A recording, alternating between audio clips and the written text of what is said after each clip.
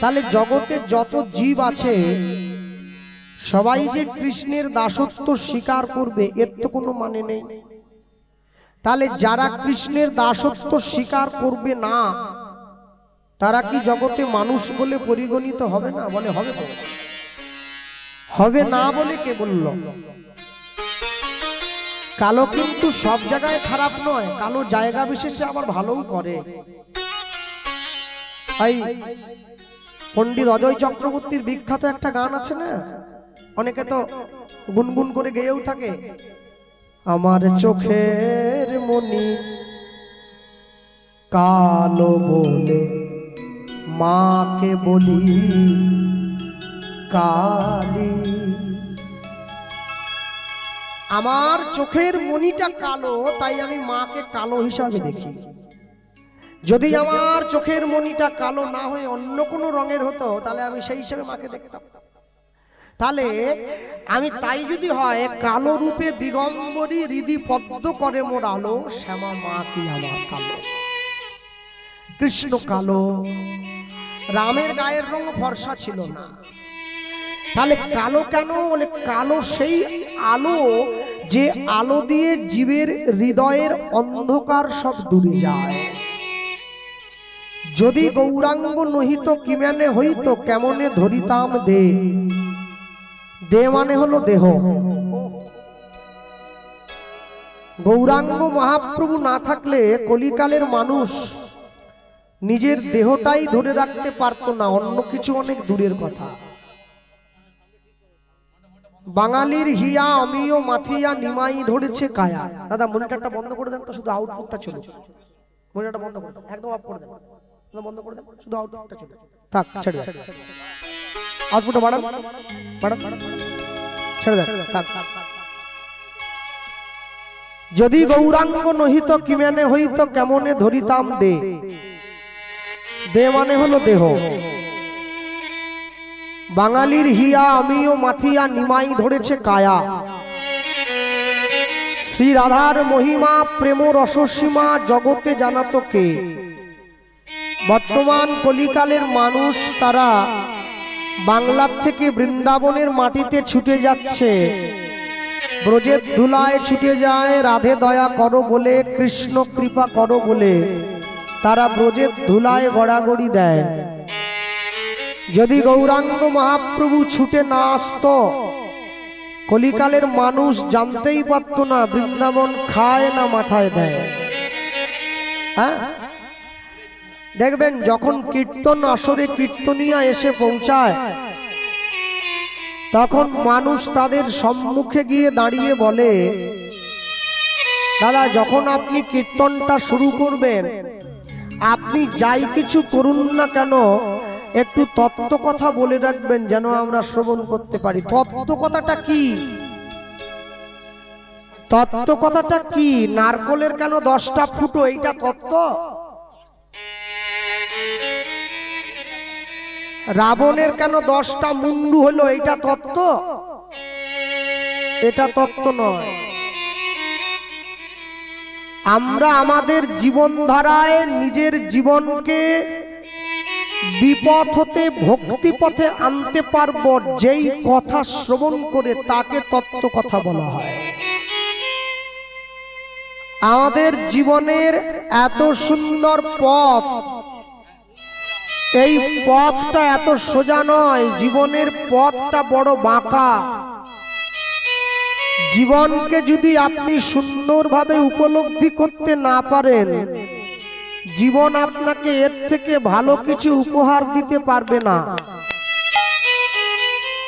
মানুষের দরজায় ভগবান গিয়ে সবার আগে এই কথাটাই প্রচার করলেন।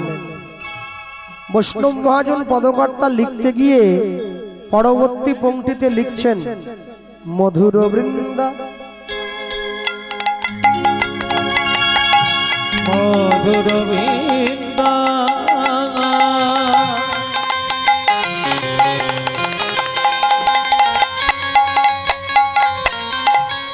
ও ভাই বিপিন বিপিন মাধুরী মাধুরী বৃন্দাবনে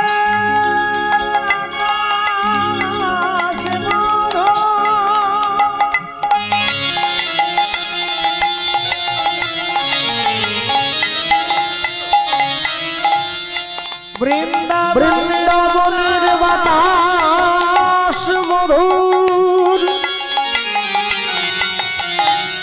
বৃন্দাবনের কীট পতঙ্গ তরুলতা সব মধুর, বড় মধুর সেই বৃন্দাবন, বৃন্দাবন বৃন্দাবন মধুর বৃন্দা। নিতাই গৌর প্রেমানন্দে হরি বল। অভয় বিপিন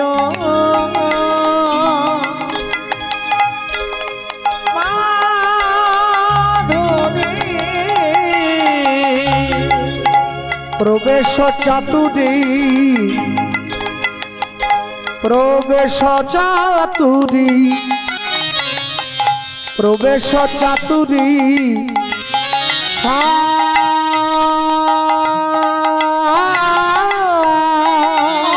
মধুর বৃন্দা।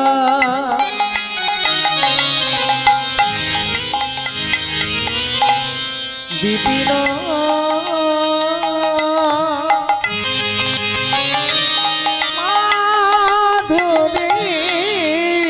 দেখো ভাই প্রবেশ চাতুরী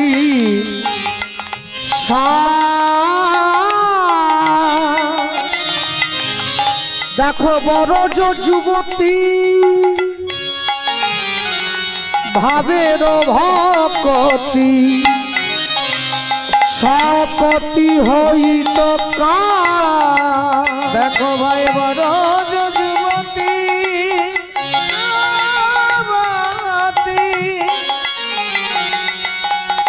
ভাবের ভকতি, সকতি হইত কার। দেখো ভাই বড় যুবতী ভাবের ভকতি, সকতি হইত কার। ও ভাই বড় যুবতী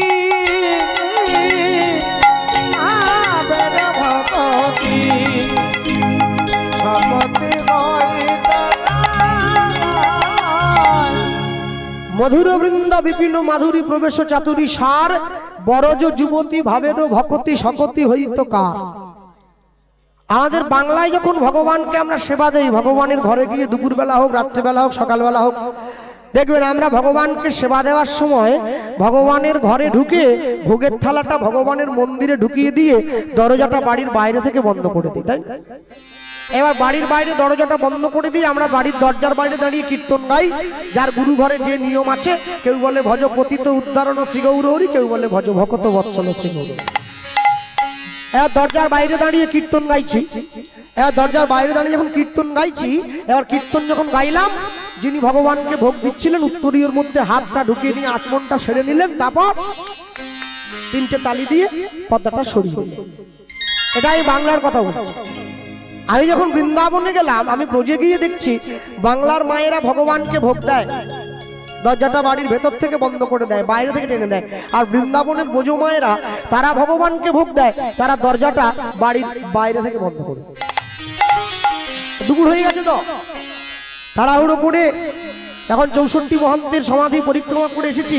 এক ব্রজ মা চটপট করে ভোগের থালাটা সঙ্গে নিয়ে তাড়াহুড়ো করে চলে যাচ্ছে ঘরে, ভোগ ঠাকুর ঘরের মধ্যে। তাই হলো দেখি কেমন করে ভগবানকে ভোগ দিচ্ছে।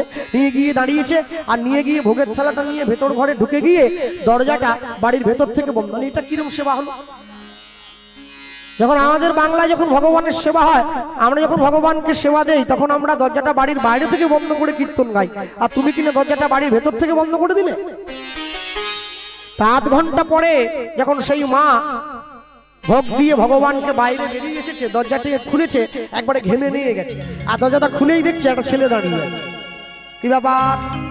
হ্যাঁ মা, আমি মেদিনীপুর থেকে এসেছি, ভিতরে এসো, কিছু বলবে?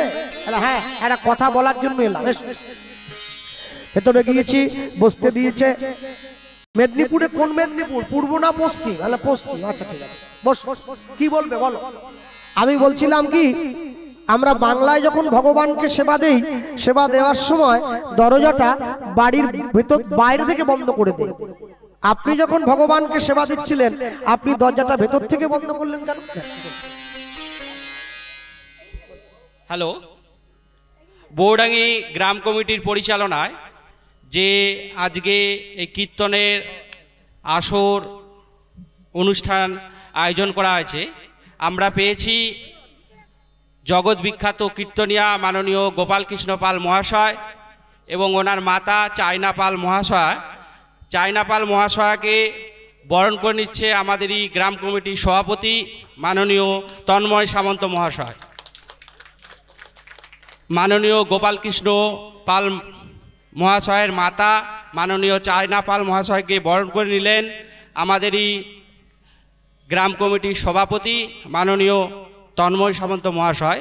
এবার আমরা জগৎ বিখ্যাত কীর্তনিয়া, যাকে দেখার জন্য অসংখ্য মানুষ আজকে এসেছেন, ওনাকে বরণ করে নিচ্ছেন আমাদেরই গ্রাম কমিটির সভাপতি মাননীয় তন্ময় সামন্ত মহাশয়। আপনারা করধ্বনি দিয়ে উৎসাহিত করবেন।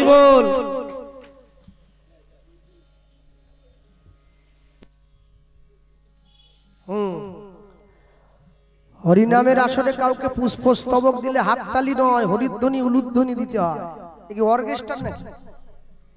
অনুরাগের ছোঁয়া দীপা এসেছে, হাততালি দিচ্ছ? হ্যাঁ, হরি বল হরি বল হরি বল। এইবার ঠিক হয়েছে। এতক্ষণ পর নিতাই গৌর প্রেমানন্দে হরি বল হরি বল।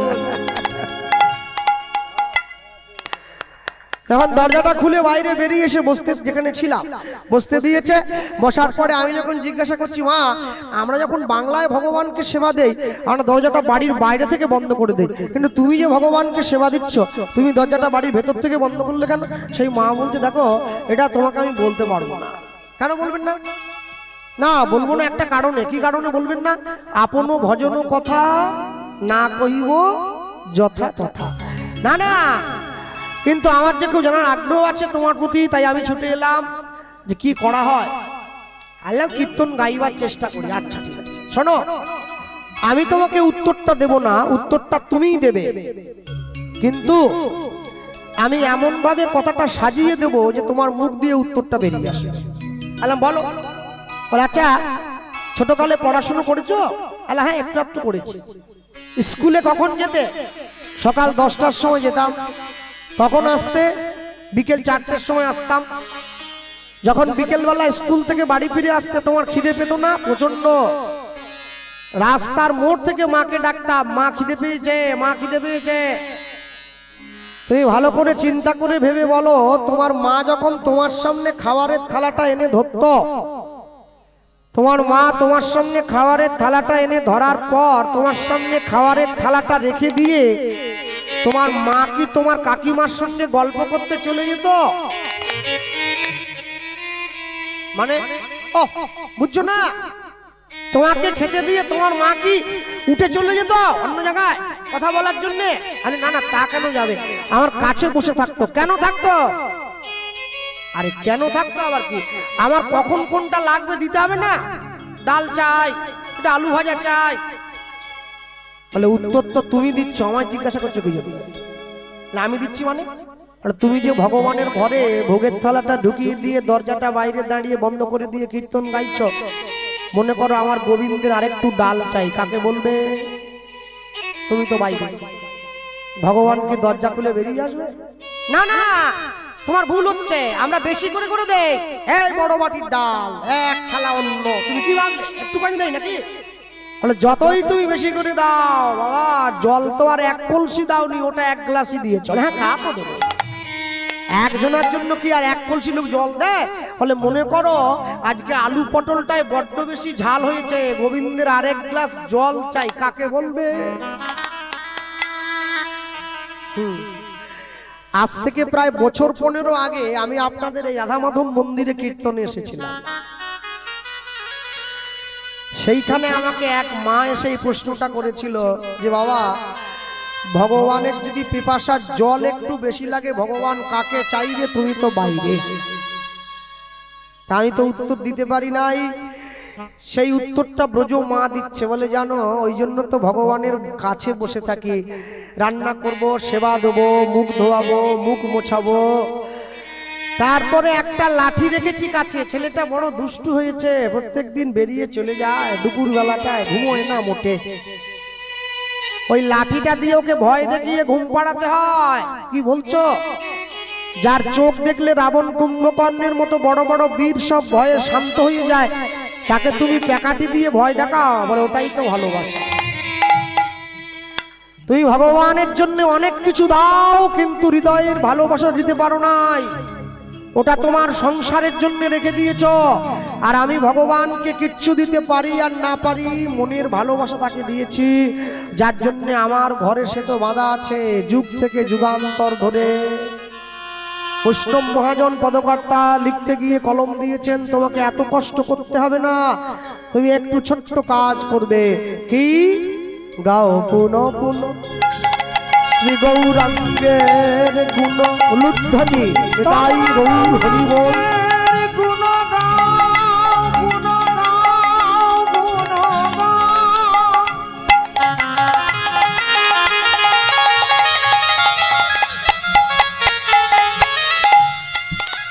গৌরাঙ্গের গুণ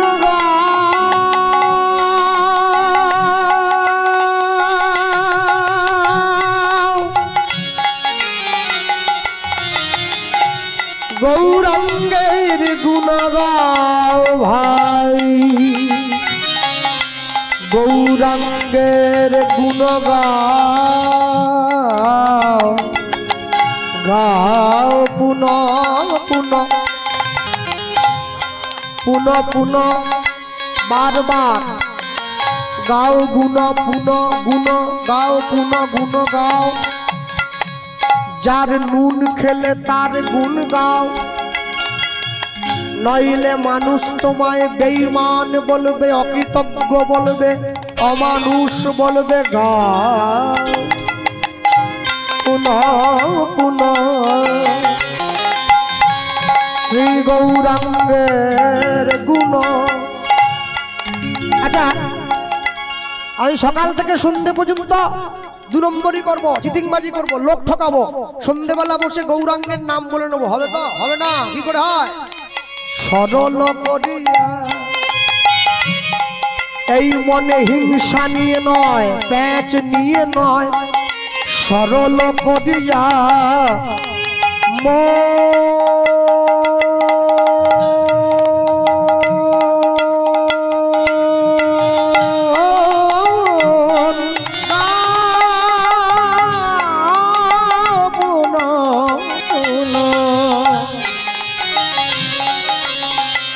শ্রী গৌরাঙ্গের গুণ।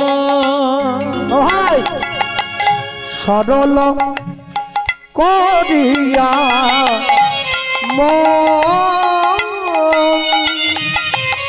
অগয়তিন ভুবনে আমি এমন দয়াল না দেখায় একজন। অগয়তিন ভুবনে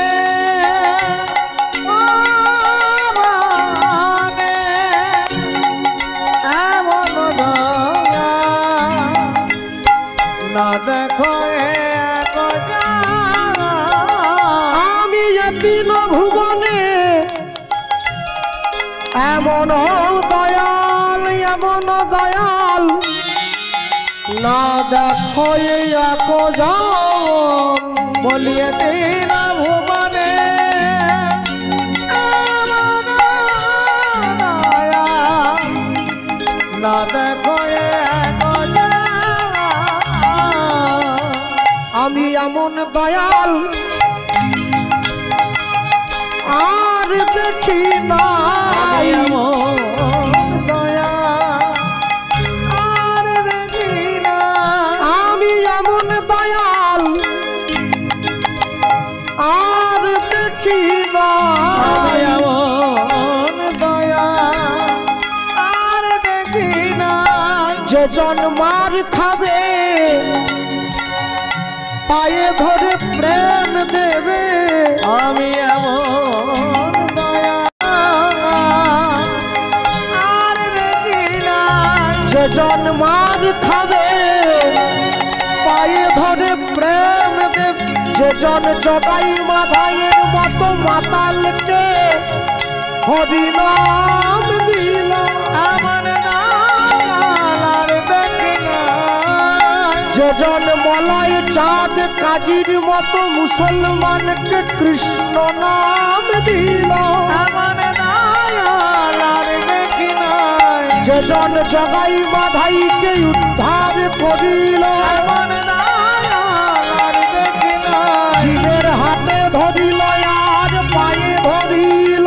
আমার নাম দেখি না দেখো হরি নামে হরিকে নামাইয়ে আনল। জীবের হাতে ধরিল পায়ে ধরিল তাই ধরিল হাতে ধরিল পায়ে ধরিল। এমন দয়াল আর দেখি না, এমন দয়াল আর দেখি নাই এ তিন ভুবনে। এমন দয়াল না দেখো একজন অময় তিন ভুবনে। এমন দয়াল না দেখো আস্তে হাত তুলুন তো। কারা কারা বৃন্দাবনে গিয়েছেন দেখি একটুখানি? বৃন্দাবন জান নাই? কারা গিয়েছেন বৃন্দাবন? হ্যাঁ অনেকে গিয়েছে। আচ্ছা নবদ্বীপে কারা কারা গিয়েছেন হাত তুলুন দেখি একটুখানি। সংখ্যায় বেশি হবে, সামনে তো খরচ কম হয়। হ্যাঁ মনে রাখবে বৃন্দাবনে কিন্তু ক্ষমা হয় না, নবদ্বীপে ক্ষমা হয় না। বৃন্দাবনে যাই, আমি যাই, আপনি যান, যেই যাক ওতে ক্ষতি নাই, কিন্তু সবসময় মনে রাখবেন বছরে একটা বার হলো নবদ্বীপে যাবে। কেন বলুন? বৃন্দাবনে ক্ষমা হয় না। বৃন্দাবনে যতগুলো অসুর ভগবানকে মারতে গিয়েছে, ভগবান সবাইকে মেরে নিজের চরণে জায়গা দিয়েছে। অগাসুর, বকাসুর, পুতনা কাউকে ছাড়ে নাই। নবদ্বীপে যতগুলো অসুর ভগবানকে মারতে গিয়েছে, ভগবান সবাইকে ক্ষমা করে দিয়েছে। জগাই মাধাই বদ নয়, উদ্ধার। চপল গোপাল বদ নয়, উদ্ধার। মলয় চাঁদ কাজী বদ নয়, উদ্ধার। বদ আর উদ্ধার কোনোদিন এক হয় না। কেন? বদ মানে হলো যে ভগবানকে ভালোবাসে না, ভগবান তাকে মেরে নিজের চরণে জায়গা দিয়েছে। আর উদ্ধার মানে হলো যে ভগবানকে ভালোবাসে না, এটা ভগবান জানার পরেও তাকে বুকে জড়িয়ে ধরেছে।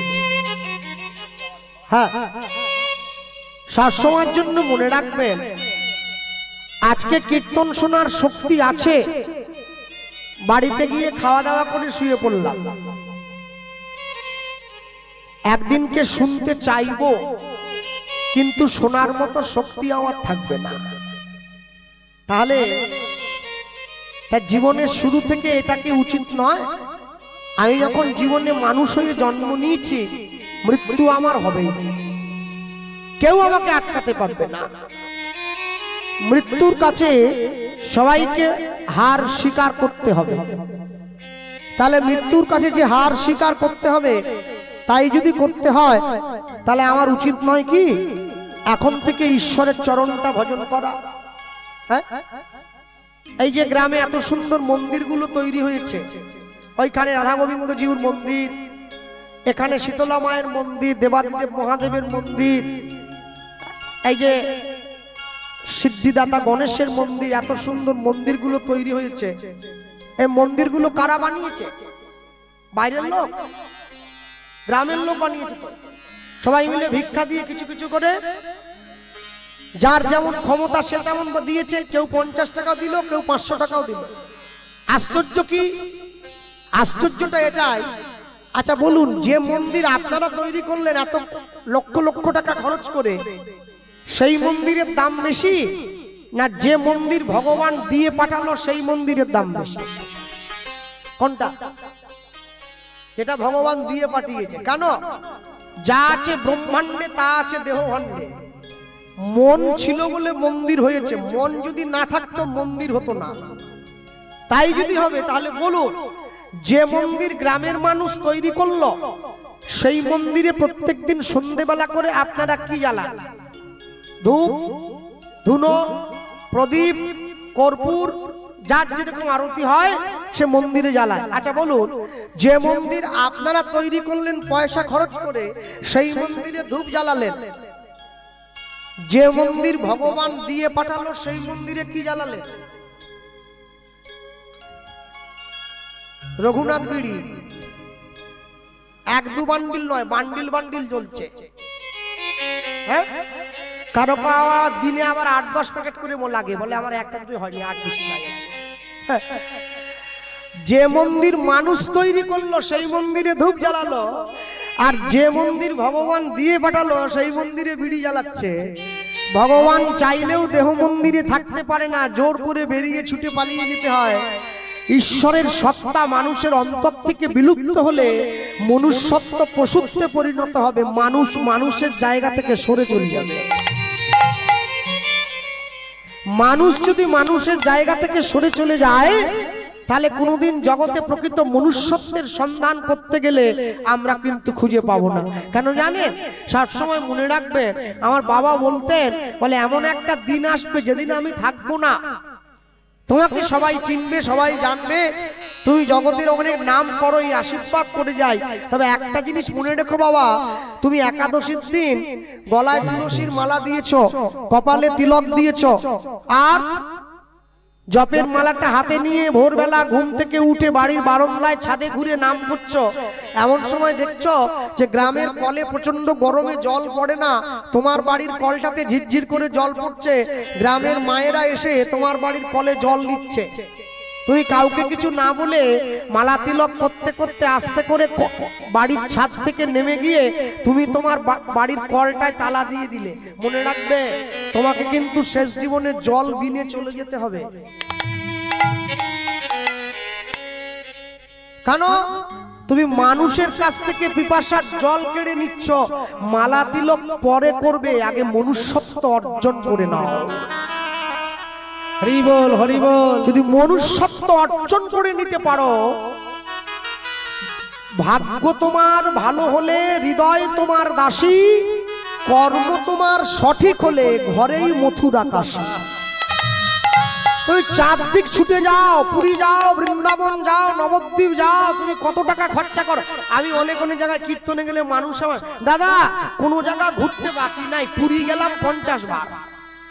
তারপর বলে পুরী যাই কেন জানেন? বলে কেন? বলে ভেটকি মাছের চপটা যা করে না সমুদ্রের ধারে, আহা মন ভরে যায়। 50 বার কি 500 বার গেলেও কোনো লাভ হবে না। তুমি পুরীতে গিয়ে যদি মাছের চপই কিনে খাবে, তাহলে পুরীর মাহাত্ম্য তুমি বুঝবে কি করে? হ্যাঁ, আমি লক্ষ্য করেছি মানুষের মায়াপুরে যায়, মায়াপুরে গেলে ওই সবার কপালে চন্দনের তিলক দিয়ে দেয়, গেটের বাইরে ঢুকতে গেলে 2 টাকা করে দাম নেয়। আর ওই ইস্কনে গিয়ে ওই ওড়না ধরে নেচে বেড়া, হরে কৃষ্ণ বলে এদিকে ঘুরে এদিকে ঘুরে। তারপরে নাচতে গিয়ে খিদা পেয়ে যায়, আরতি হয় না সন্ধ্যেবেলা, প্রচন্ড খিদে পায়, গলায় তুলসীর মালা শখে একটা পরেছে আর কি, পরে নিল, কপালে তিলক দিল। এইবারে নবদ্বীপে ইস্কনের গেট থেকে বাইরে এসে বাইরে দাঁড়িয়ে ডিম ভাজা আর চাউমিন কিনে খাচ্ছে। তুই নবদ্বীপ কেন গেছো? তোমার কোনো লাভ হয় নাই গিয়ে। মনে রাখবে, এক বালতি দুধের মধ্যে 1 টুকরো গোচনা দিয়ে দিলে দুধ যেমন নষ্ট হয়ে যায়, তুমি অনেকটা ওপরের দিকে উঠতেছিলে, আচরণ করে করে একটু অনাচার করার ফলে তোমার সবকিছু নষ্ট হয়ে চলে গেল। একটা কথা বলে রাখছি, আমি যদিও সেই মতের সেই পথের নয়, কিন্তু আমি সম্মান করি সবাইকে। আমাদের পশ্চিম মেদিনীপুরে গোপীবল্লভপুর বলে জায়গা একটা আছে, যেখানে শ্যামানন্দ প্রভু শ্রীপাঠ আছে। অনেকে তার সেই মতে সেই পথে দীক্ষাও নিয়েছে, নূপুর তিলক ধারণ করে। আমি গোপীবল্লভপুরে 5 বছর কীর্তন করেছি। এখন আমি আর ডেটের সংকটের জন্য বড় মাকে ডেট দিতে পারি না, বড় বাবার সঙ্গে সেইভাবে যোগাযোগ নেই। আমি যখন প্রথমবার কীর্তনে গিয়েছিলাম না, গিয়ে আমি খুব রেগে গিয়েছিলাম যে আমরা এত কষ্ট করে এত দূর থেকে ছুটে এসেছি, অন্তত আর কিছু হোক না হোক আমাদের জন্য একটু ভালো প্রসাদের ব্যবস্থা করুন। কি প্রসাদ করলে?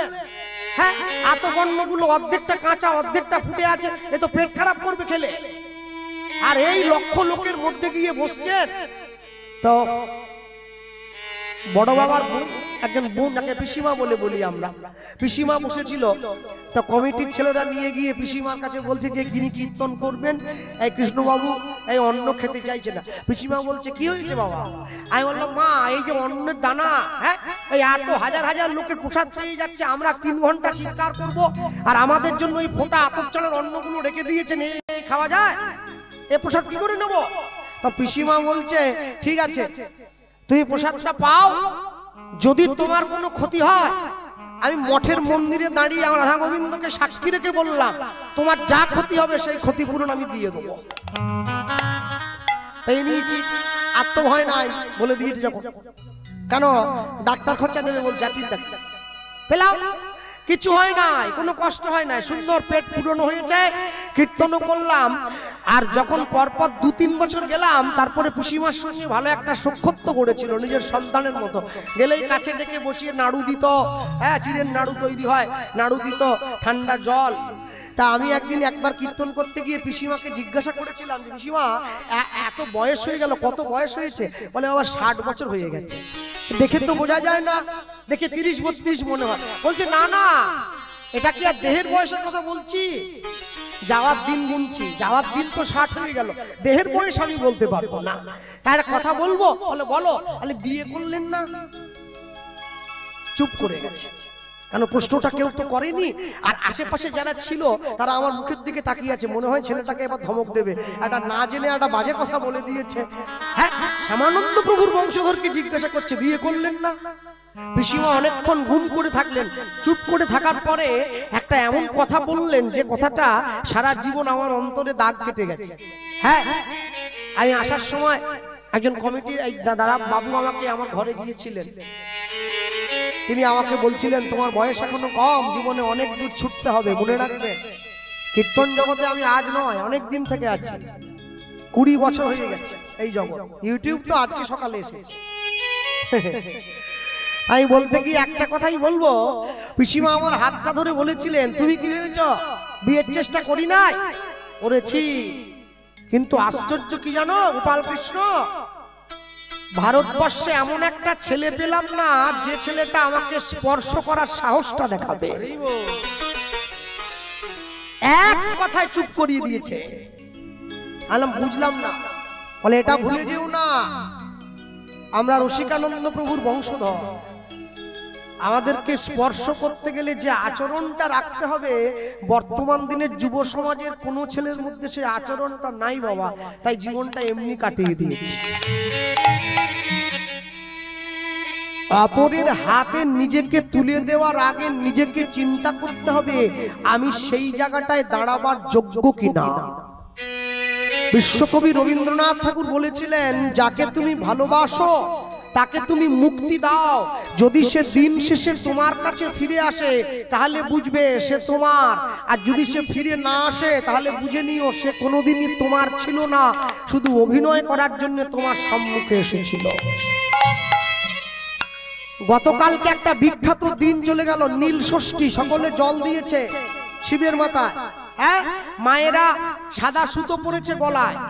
কালকে আমাদের কীর্তন ছিল বারুইপুরে, আমি গিয়ে মায়েদেরকে জিজ্ঞাসা করলাম তোমরা সুতো পরে শিবের মাথায় জল দিচ্ছ কেন, এই ব্রত করতে হয়, কেন করলে তোমরা জানো? কেউ বলতে পারলো না কেন ব্রতটা করলাম। হ্যাঁ, কেন করলে এই ব্রত? নীল ষষ্ঠীর ব্রত। তোমরাও দেখেন অনেকে জল টল দিয়েছে বাবার মাথায়, বোঝাই যাচ্ছে এখন বাবা বসে আছে মন্দিরে, বাবার তো ঠান্ডা লেগে গেছে, নাক শিরশির করছে, কি জল দিয়েছে মায়েরা। হ্যাঁ, কেন করলে ব্রত?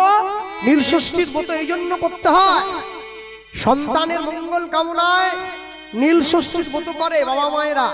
নীল ষষ্ঠী ব্রতের প্রধান নিয়ম হচ্ছে যেদিনকে ব্রতটা করবে তার আগের দিনকে সপাকে রান্না করে সেবা করতে হবে, কোনো ঝাল তেল মশলা খাওয়া যাবে না।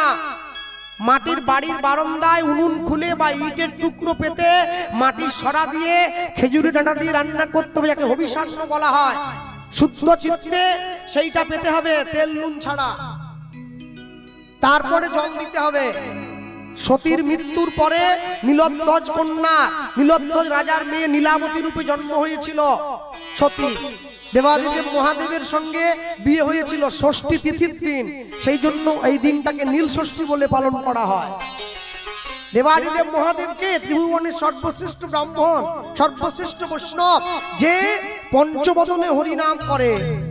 সব সময় মনে রাখবেন, জগতে যে কর্মটা করতে যাচ্ছেন আগে সেই কর্মের উদ্দেশ্যটা বুঝুন, উদ্দেশ্যটা বুঝে তো কর্মটা করবেন।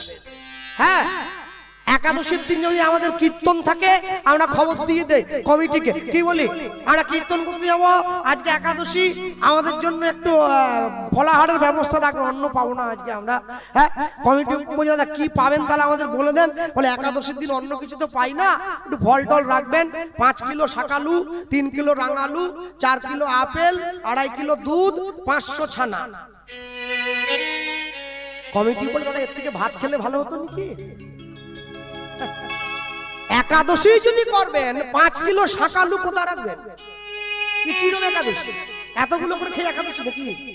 তাই জন্য শেষে বৈষ্ণব মহাজন লিখেছে কি, গৌরাঙ্গ বলিয়া না গেলাম গলিয়া, গৌরাঙ্গ বলিয়া না গেলাম গলিয়া, আমি গৌরাঙ্গ বলিয়া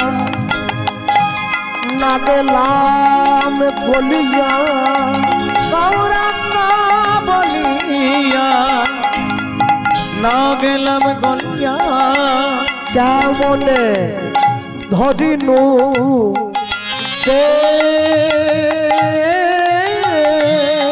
গৌরাঙ্গ বলিয়া না গেলাম গলিয়া, কেমনে ধরিনু রে, বাসু ঘষিয়া পাষাণ দিয়া, বিধি কেমনে গড়িয়াছে, বলি বাসু বসে গিয়া পাশানে বাঁধিয়া, কেমনে গড়িয়াছে, বাসু ঘষিয়া পাষাণ দিয়া, বিধি কেমনে গড়িয়াছে, বাসু বসে গিয়া পাশানে দিয়া, কেমনে গড়িয়াছে, বলি আমার ভাগ্যে হলো না গো, আমার ভাগ্যে হলো না গো, বলি আমার ভাগ্যে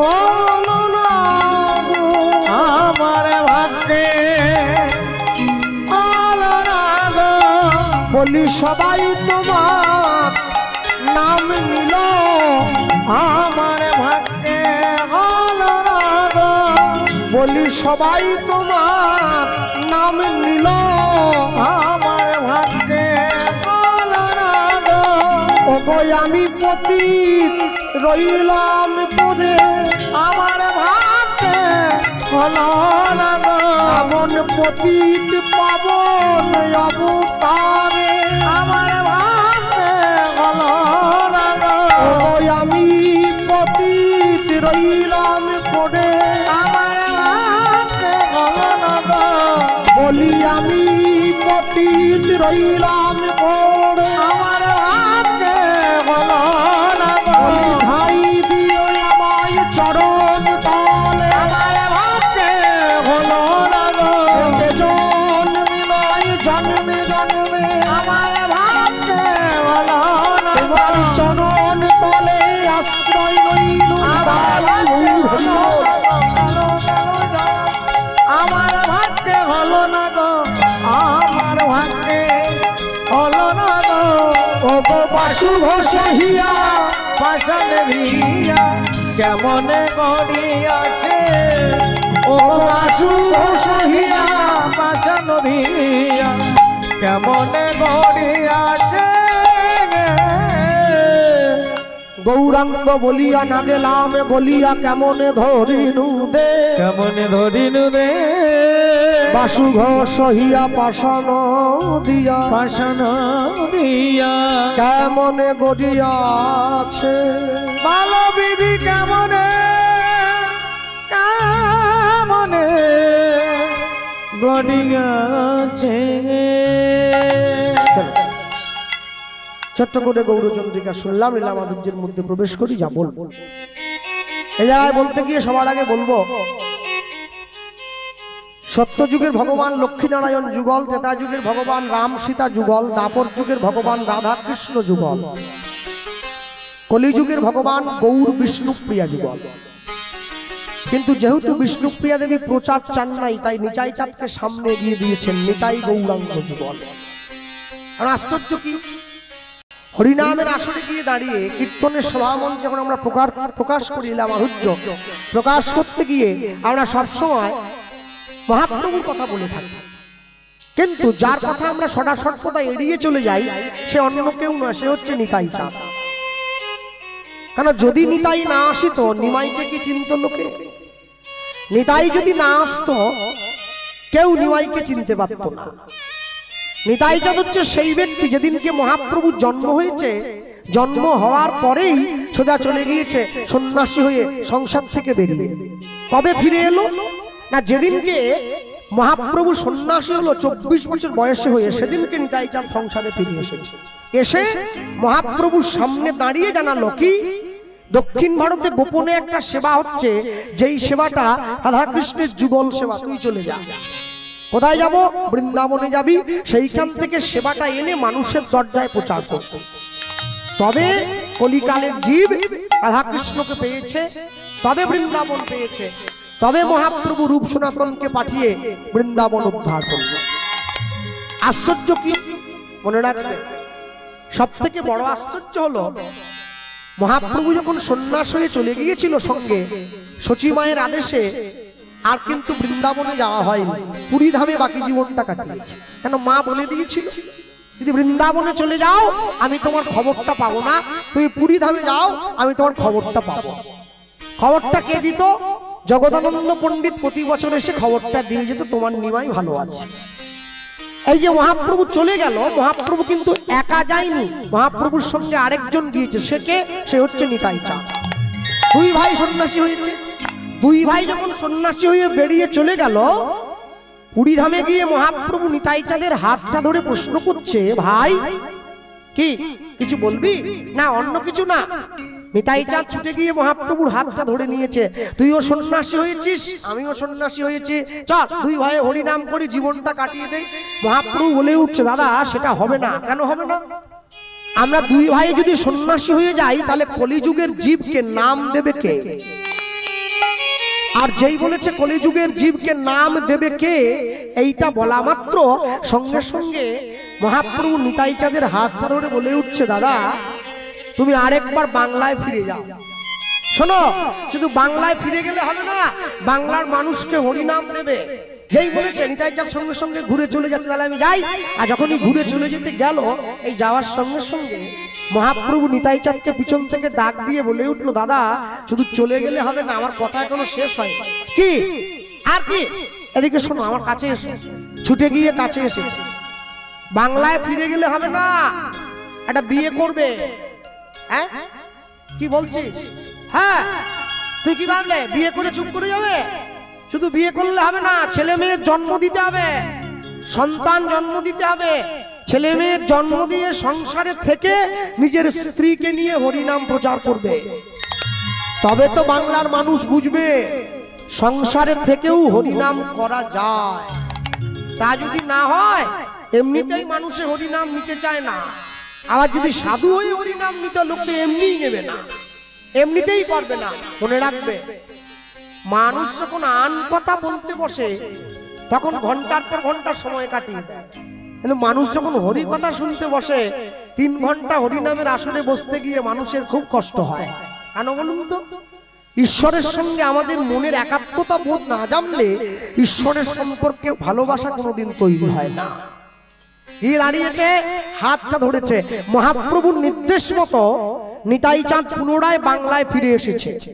পুনরায় বাংলায় ফিরে এসে বাংলার মানুষকে হরিনাম দিয়েছে। বাংলার মানুষকে হরিনাম দিল, শুধু তাই নয়, বিয়ে করেছে, সংসার করলো, সংসার করে বাংলার মানুষকে হরিনাম দিল। লীলা মাধুর্য শ্রীপাদ নিত্যানন্দের সংসার। হরি বল, হরি বল। হাত ধরেছে, হাত ধরে মহাপ্রভু বলে উঠল, কি তুমি শোনো শোনো,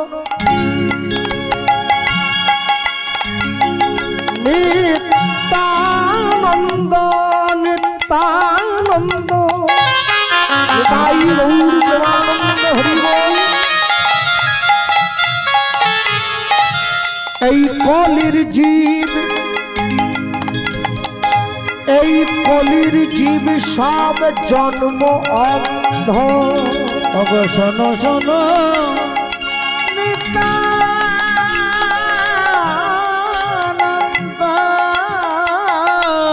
দাদা আমার দাদা আমার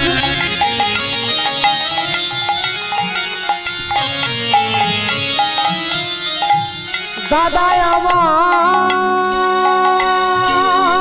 দাদা আমার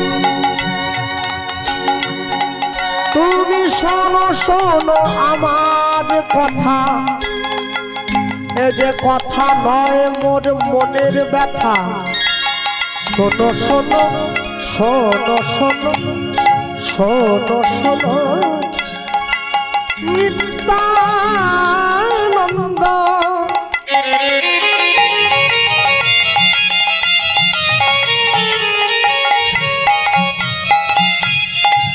এই কলির জীব এই কলির জীব সব জন্ম অন্ধ। ও দাদা বলিলেও মুখে বলিলেও কেউ না লয় কৃষ্ণ নাম, মুখে বলিলেও কেউ না লয় কৃষ্ণ নাম। দাদা বলিল নালয় কৃষ্ণ নাম, দাদা বলিল নালয় কৃষ্ণ নাম। দাদা মধুর কৃষ্ণ নাম কেউ নিল না, মধুর কৃষ্ণ নাম কেউ নিল না। দাদা মধুর কৃষ্ণ নাম কেউ নিল না, দাদা মধুর কৃষ্ণ নাম কেউ নিল না। সবাই বিষয় রসে মেতে রইল, দাদা মধুর কৃষ্ণ নাম কেউ নিল না। শুধু মিছে মায়ায় বদ্ধ হয়ে রইল। কৃষ্ণ নাম কেউ নিল না। আস্তে আমি অনেক মায়েদেরকে দেখলাম মন্দিরে প্রণাম করে আসার সময়, আস্তে অনেক মায়েরা গায়ে একটা উত্তরীয় দিয়েছে, তাতে রাধা রাধা রাধা রাধা লেখা আছে। আছে না? হ্যাঁ আছে না? অনেক মায়েরা বৃন্দাবন থেকে কিনে নিচ্ছে না? আমিও কিনেছিলাম একসঙ্গে 10টা উত্তরীয় রাধে রাধে লেখা। হ্যাঁ মনে ইচ্ছা ছিল আসলে গায়ে দিয়ে গাইলে কেমন হয়, দেখতে ভালো লাগে না? আমি কিনে দোকান থেকে বেরোনোর সঙ্গে সঙ্গে একজন বোঝের বাবাজি আমাকে ধরলে, কি কিনলে? কেন রাধা নামের উত্তরিকা শুনতে শুনলে 10টা রঙের কিনেছি। যা লাগছে না? রাধা নামের মহিমা সম্বন্ধে কিছু জানো? উত্তরী ধম করে কিনে নিলে। উত্তরী গায়ে দেবো, মহিমা জেনে কি করবো? উত্তরী পর্ব নাম জানবে না? এ কি অন্য কারো নাম নাকি?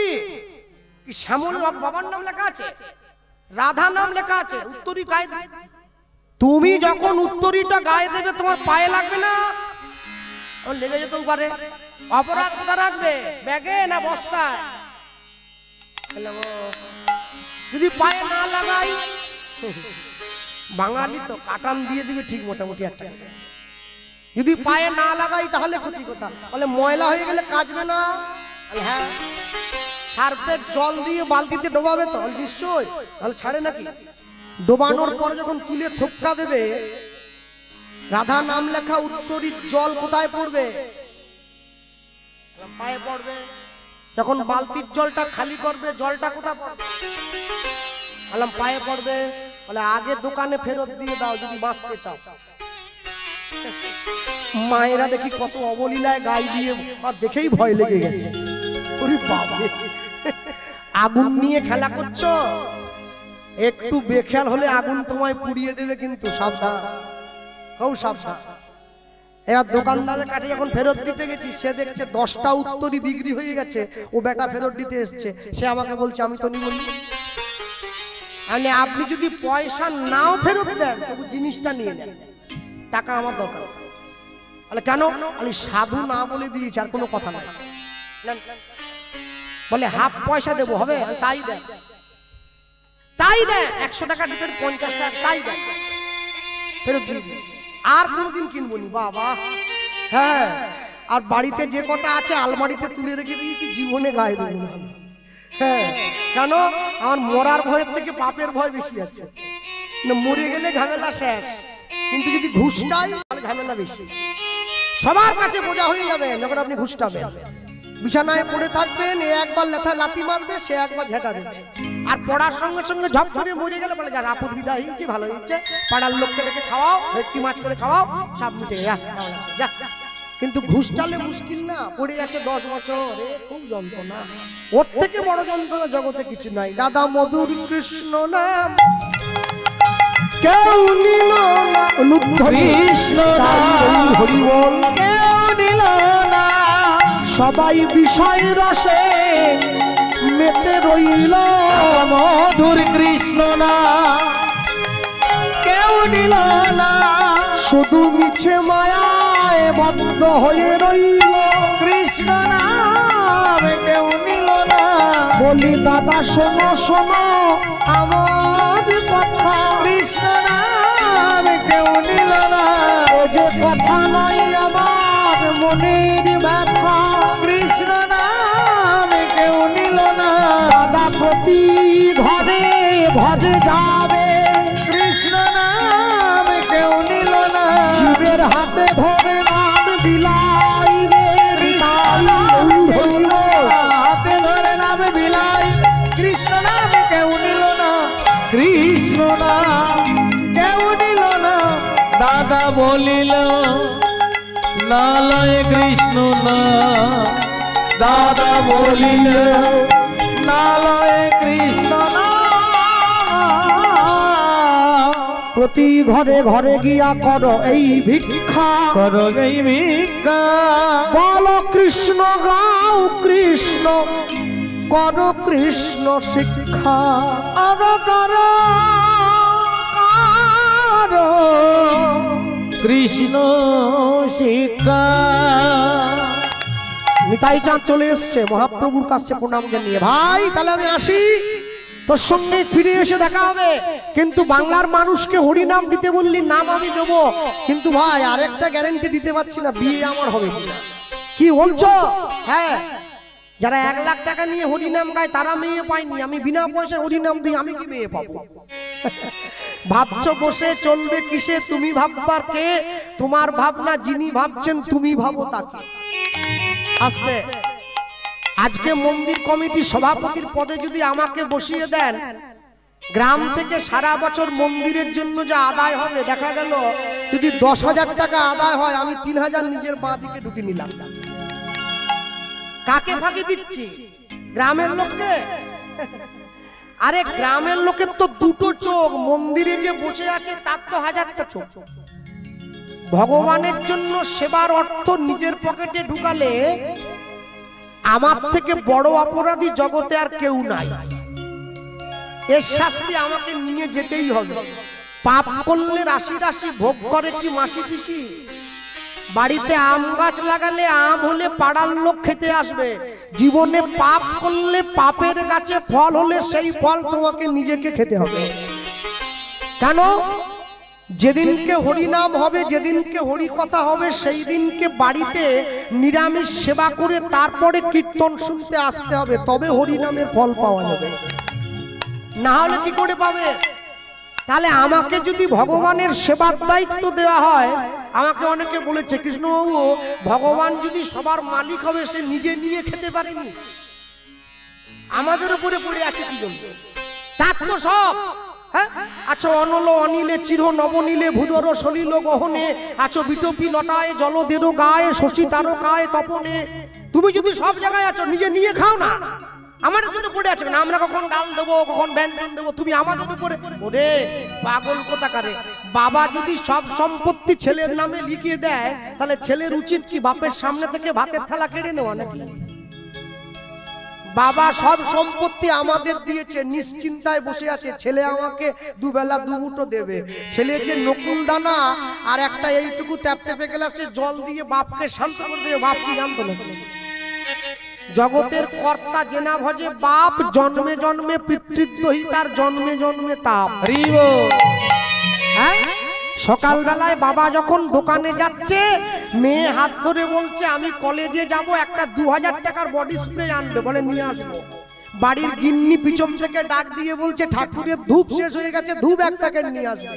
বাবা দোকানে গিয়ে নিজের মেয়ের জন্য 2000 টাকার সেন্ট কিনেছে, আর ভুসিমাল দোকানে গিয়ে বলছে 5 টাকায় 100 কাঠির কি ধূপ আছে বাড়ি কর। দোকানদার বলে বাবু 5 টাকায় 100 কাঠি হবে, কিন্তু গন্ধ নয়, ও তো গোবর পচা গন্ধ। বল তুই দে, মন্দিরে জ্বলবে আবার ভালো গন্ধ। তাহলে মেয়ের জন্য, বলে মেয়ের জন্য গোলাপের সেন্ট দিবি। যে তোমাকে মেয়ে দিল, যে তোমাকে ছেলে দিল, তার জন্য গোবর পচা গন্ধ, আর যে তোমাকে দুদিন পরে ঝেঁটা দেবে তার জন্য গোলাপের গন্ধ। মানুষ যদি নিজে আগের দিকে চলে ভগবানকে পিছনে রাখে, প্রতি পদে পদে বাধা পাবে। ভগবানকে আগে রেখে নিজে পিছনে চললে জীবন সুন্দর হবে। তুমি জীবনে যাই করো না কেন, মনে রাখবে আপনারে লয়ে বিব্রত রহিতে আসে নাই কেহ অবনি পরে, সকলের তরে সকলে আমরা, প্রত্যেকে আমরা পরের তরে। আমি নিজে ভালো থাকবো, নিজে ভালো খাবো, এই জন্য পৃথিবীতে আসিনি। আর মায়েদের বিবেচনা বোধ প্রচুর। একাদশীর দিন ছেলেকে ডিম ভাজা করে খাওয়াচ্ছে, পাশ দিয়ে বৈষ্ণব হেঁটে যাচ্ছে, বলে মা ডিম ভাজাটা আজকে দিতে হইলো। ছেলে তো ভয় পেয়ে গেছে, মা আবার ছেলের মনের জোর বাড়ায়, ও না জেনে খেলে কিছু হবে না, খেয়ে দেখিনি। ভগবান যেন মাসির ছেলে হয়, আইন ফাঁক দিয়ে দিই। না জেনে খেলে কিছু হবে না, না জেনে আগুনে হাত দিয়ে দিলে কিন্তু কিচ্ছু হবে না। আগুন 2 মিনিট সময় নেবে না, তোমায় পুড়িয়ে দেবে। মনে রাখবে জগতে যাই করুন না কেন সবকিছু কিন্তু বোঝা বাঁধা হচ্ছে, হিসেব দিয়ে যেতে হবে। এমনও লোক আছে যে রাস্তা দিয়ে চলে গেলে মানুষ তাকে ফুল ছড়িয়ে নিয়ে যায়, আর এমনও লোক আছে যে রাস্তা দিয়ে চলে গেলে লোক তাকে গালিগালাজ করে। আপনি চিন্তা করবেন আপনি কোন দিকে যাচ্ছেন, ওই দিকে না এই দিকে, চয়েস ইজ ইয়োরস। ওটা আপনার উপরে ছেড়ে দেওয়া হলো। ভাবছো বসে চলবে কিসে, তুমি ভাববার কে? তোমার ভাবনা যিনি ভাবছেন তুমি ভাবো তাকে। জীবন এত সহজ নয়। জীবনকে ভালো করতে গেলে তোমাকে অনেকটা পরিশ্রম করতে হবে, অনেকটা ত্যাগ করতে হবে, অনেক চোখের জল গোবিন্দ চরণে দিতে হবে, তবে তুমি জীবনকে সুন্দরভাবে উপভোগ করতে পারবে, না হলে পারবে না। আগেকার দিনের মানুষে বলতো যদি বুড়ো বয়সে বসে খেতে চাও, যৌবন বয়সে খাটো, আর যদি জীবনে বেশি দিন সুস্থ থাকতে চাও ভোরবেলা উঠে হাঁটো। আমি বৃন্দাবনে গিয়ে দেখি সব পাগলগুলো ঘুরে বেড়াচ্ছে, আমি ভয়ে আর যাবো না বলছিলাম। হ্যাঁ, পাগল না হলে ভোর 3টায় উঠে কেউ গিরি গোবর্ধন 21 কিলোমিটার হেঁটে বেড়ায় না, সব পাগল, একবারে থেকে সব পাগল হয়ে গেছে সব। হ্যাঁ, আবার একজনকে বলি আপনি, বলে আমি 84 কোর্স 220 কিলোমিটার, সর্বনাশ করেছে, আপনি তো পাগলদের মাস্টার। হ্যাঁ, আবার খালি পায়ে হাঁটছে। পাগলের ডাক্তারকে শ্রীমতী রাধা ঠাকুরানী, সে নাকি পাগলের ডাক্তার। যারা আমার মতো একটু কম পাগল, ওরা 7 দিন থাকে আবার বাড়ি আসে, খাঁচা এসে ঢোকে আর কি। আর যারা একদম পাগল হয়ে গেছে ওরা আর ফিরে আসে না, থেকেই যায়। না না, পাগল মানে আমি কি মাথা খারাপের কথা বলছি নাকি? এ পাগল মানে সে পাগল নয়, তার চরণ পাওয়ার পরে যারা গলে গিয়েছে তারাই তো পাগল। হরি বল, হরি বল। তাকে পাওয়ার পরে যারা গলে যায় তারা পাগল, এ পাগল সে পাগল না। নিতাই চাঁদ মহাপ্রভুর কাছ থেকে বিদায় নিয়ে বাংলায় চলে এলো। এসেছে কোথায়? হুগলি জেলার ব্যান্ডেল থেকে 21 কিলোমিটার দূরে একটা গ্রাম আছে, যে গ্রামটার নাম হচ্ছে আদিসপ্তক গ্রাম। রঘুনাথ দাস গোস্বামী শ্রীপাঠ যেখানে, আর ওই আদিসপ্তক গ্রামে আরেকজনের বাড়ি আছে। সে হচ্ছে উদ্ধারণ দত্ত, দ্বাদশ গোপালের এক গোপাল। উদ্ধারণ দত্তের শ্রীপাঠে আমরা গিয়েছিলাম, দর্শন করেছি। উদাহরণ দত্ত বেটে মানুষ, গায়ের রং কুচকুচে কালো, কিন্তু প্রচুর পয়সার মালিক, সোনার বেনে সোনার ব্যবসা করে। আজ থেকে 500 বছর আগে উদাহরণ দত্তের বাড়ির একটা পিলার তৈরি হয়েছে, যে কারুকার্য করে বর্তমান দিনে একটা একতলা বাড়ি হয়ে যাবে, যে খরচ করে করে। কালো লোক সকালবেলা সর্ষের তেল মেখেছে গায়ে চপচপে করে, বলুন কালো লোক যদি সর্ষের তেল মাখে দেখতে কেমন লাগে? একবারে কালোটা খেলে গিয়েছে, সর্ষের তেলটা মাখতে মাখতে গঙ্গায় স্নান করতে আসছে। নিতাই চাঁদ দাঁড়িয়ে আছে গঙ্গার পাড়ে, যেইখানে বাঘের ভয় সেইখানে সন্ধ্যা হয়। নিতাই চাঁদ আসছে গঙ্গা স্নান করার জন্য, আর উদাহরণ দত্ত যাচ্ছে গঙ্গা স্নানে। কি বলছে? ভক্ত তো হিন্দি গান গাইবে না, বলতে বলতে আসে নিতাই নিতাই নিতাই নিতাই নিতাই